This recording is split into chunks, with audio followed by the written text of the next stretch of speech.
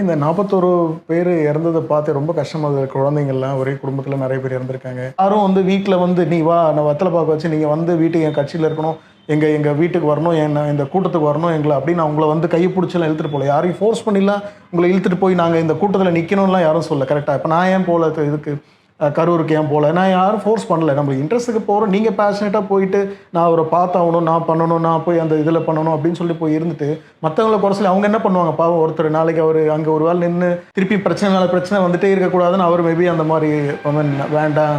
கொஞ்சம் நம்ம வந்து இதுக்கு மேல கண்டிப்பா அந்த இடத்துல நின்னா, இந்த மாரி இறந்த சோகத்தில காமிச்சு அவர் மேல ரியாக்ட் பண்ண சொல்லிட்டு மேபி அவர் போயிருக்கலாம். கவர்மெண்ட் சைட்ல வந்து பாவம் அவ்வளோ ப்ரொடெக்ஷன் எடுத்து அவ்வளோ சேஃப்டி பண்ண சும்மா இவங்கள போயிட்டு இவங்க பண்ணலாங்க ஆட்சி தான் இது பண்ணிட்டாங்க இதை கட் பண்ணிட்டாங்க அதுக்கு நம்ம குறை சொல்கிறதுக்கு எல்லாருமே எல்லாம் இருந்தாலுமே உங்கள் சேஃப்டி நீங்கள் ஃபஸ்ட்டு பாருங்கள். நம்ம பார்த்துக்காம நம்ம இது அது குறை சொல்லி கடைசியில் இப்போ இறந்தவங்க வர முடியுமா? எவ்வளோ கஷ்டம். 41 பேர் அந்த ஒருத்தர் 2 பேரா 1995ல் என்னோட சொந்த அக்கா தவறுனாங்க. இன்றைக்கும் நினச்சா கஷ்டமாக இருக்கும். யோசிக்கும் போது என்னடா நம்ம அப்போ எங்கள் அக்கா வந்து என் மடியில் தான் இருந்தாங்க. ரொம்ப கஷ்டம். இன்றைக்கி நினைக்கும் போது அவ்வளோ கஷ்டமாக இருக்கும். 1995 எங்கே, 2025 எங்கே, இன்னமும் மனசு கஷ்டமாக 41 பேர் எவ்வளோ கஷ்டமாக இருக்கும் ஃபேமிலியில். ஒருத்தவங்க என்ன நினச்சிருப்பாங்க, அவங்க என்ன வாழணும், எவ்வளோ இருக்குது ஃப்யூச்சர் லைஃப்னு இருக்கும்போது.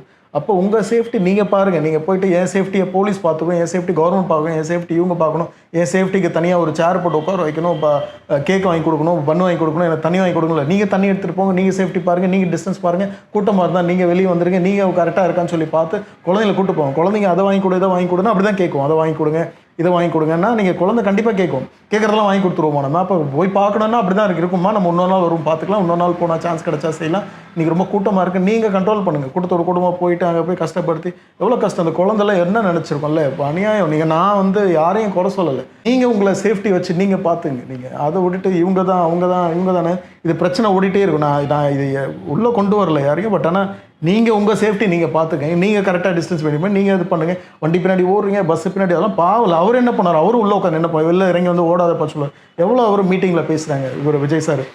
பின்னாடி வராதிங்க, இது பண்ணாதீங்க, ரொம்ப ஃபாலோ பண்ணாதீங்க, சேஃபாக வீட்டுக்கு போனோம். அவரால் முடிஞ்சது சொல்லிட்டு இருக்காங்க. இப்போ உங்களை நீங்கள் பாருங்கள், சேஃப்டி பார்த்துட்டு நீங்கள் நல்லா வச்சுட்டு அப்புறமா மற்றதெல்லாம் செய்யுங்க. தேங்க்யூ. ஏதோ கஷ்டம், ஏதோ ஆதங்கத்தை கொட்டிட்டேன். ஆனால் கஷ்டமாக 41 பேர் என்ன சும்மா வரல. ஒருத்தவங்க இறந்தால் எவ்வளோ கஷ்டமாக இருக்குது. இப்போ 41 பேர் அது ஒரு கூட்டத்தில் நீடுக்கு போகாமல் இந்த மாதிரி ரொம்ப வருத்தமாக இருந்தது அந்த இதை பார்த்துட்டு.